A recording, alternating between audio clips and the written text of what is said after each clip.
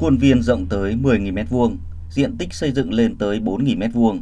Những con số đó dễ cho người ta liên tưởng tới một công trình kiến trúc công cộng hoặc một khu chung cư.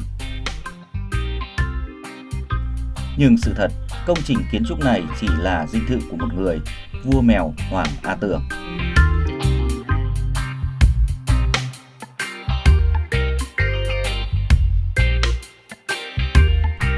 Theo những lời kể còn lưu truyền, ngoài quy mô khổng lồ, công trình này cũng có quãng thời gian thi công khá dài, khoảng 8 năm, từ năm 1914 đến năm 1921. Tính đến thời điểm hiện tại, thiếu một năm nữa, công trình này sẽ có tuổi đời tròn một thế kỷ. Cũng theo lời kể, trước khi khởi công xây dựng dinh thự, Hoàng Á Tưởng đã cho mời một thầy địa lý bên Trung Quốc sang để chọn thế đất. Sau 2 năm tìm kiếm, người thầy địa lý này đã chọn được một nơi hội tụ cả long, mạch, thủy, sa. Đó là một khu đất cao ráo rộng rãi, hướng đông nam. Phía sau và hai bên phải trái đều có núi. Phía trước có một dòng suối tạo thành thế tựa sơn đạp thủy, một thế được coi là chuẩn mực theo quan niệm phong thủy. Toàn bộ dinh thự có bố cục hình chữ nhật liên hoàn khép kín, tổng thể 36 phòng. Trung tâm của công trình là khu nhà chính, gồm 2 tầng, có diện tích 420 m². Cả 2 tầng đều có ba gian, là nơi sinh hoạt và hội họp gia đình. Để đến được khu nhà chính từ cổng chính, sẽ phải tới phòng chờ, đi qua khoảng sân rộng, thường là nơi tổ chức hành lễ, múa hát, vui chơi. Phòng thờ là một trong những nơi quan trọng nhất của công trình này. Còn đây là nơi được bố trí làm phòng ngủ của Hoàng A Tưởng. Hai bên tả hữu nhà chính là các dãy nhà phụ có bố cục và kiến trúc giống nhau. Mỗi dãy đều có 2 tầng nhưng thấp hơn nhà chính. Mỗi tầng cũng chia làm 3 gian với diện tích 300 m², là nơi ở của các bà vợ Hoàng Á Tưởng và 2 vị cố vấn người Pháp và Trung Quốc.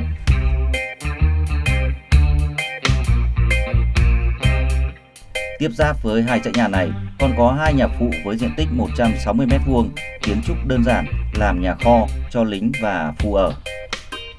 Đáng tiếc là khi di cư vào năm 1950, Hoàng Á Tưởng đã mang theo toàn bộ vật dụng sinh hoạt thường ngày.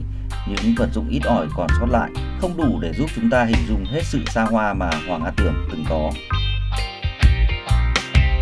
Tương truyền, vật liệu để xây dựng nên căn biệt thự này được chuẩn bị một cách hết sức kỹ lưỡng. Gạch ngói được nung trong các dãy núi dưới sự giám sát của chuyên gia gốm nung người Trung Quốc. Xi măng và sắt thép thì được vận chuyển từ Hà Nội lên bằng máy bay và ngựa thồ. Nhân công là những nhóm thợ được tuyển chọn trong các trại giam và được chia ra để thực hiện từng công đoạn khác nhau. Dinh thự được thiết kế bởi 2 kiến trúc sư, một người Pháp và một người Trung Quốc. Đó cũng chính là lý do kỳ quan này có tính kết hợp hòa trộn kiến trúc Á-Âu. Vòm trên cùng của ngôi nhà có đắp nổi 2 cành nguyệt quế, giữa có lỗ rỗng hình mặt nguyệt. Cửa, lan can trổ ra hình vòm, cột nhà thanh thoát, cầu thang vòng, hành lang lát gạch. Toàn bộ mái ngói và công sôn gỗ là của Pháp nhưng được kết hợp với kiến trúc tâm linh của Trung Quốc. Các cửa hình vòm tuy cao thấp không đều nhưng cân đối, trước các cửa đều đắp pháo nổi, công phu đẹp mắt. Ngoài chức năng của một dinh thự thông thường, công trình đồ sộ này còn có chức năng của một công trình phòng thủ với tường rào dày, 4 phía tường rào đều có lỗ châu mai.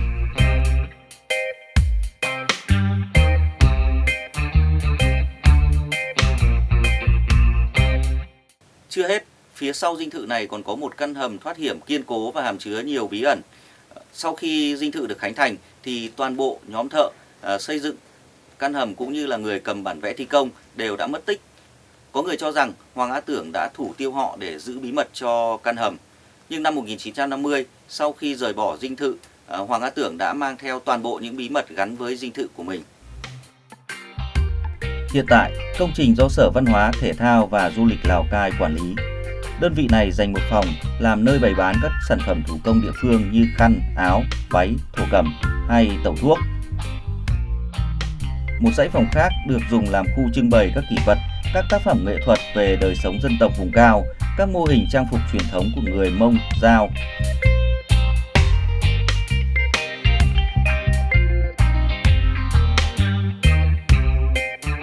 Trước đó, Sở Văn hóa Thể thao và Du lịch Lào Cai cũng đã tổ chức trùng tu, sơn lại toàn bộ công trình. Dù có lớp sơn tương đối mới mẻ, nhưng dinh thự Hoàng Á Tưởng vẫn giữ nguyên vẹn nét kiến trúc từ một thế kỷ trước. Công trình không chỉ ghi dấu ấn đậm nét về một giai đoạn lịch sử mà còn dần trở thành một điểm tham quan du lịch yêu thích của du khách trong và ngoài nước.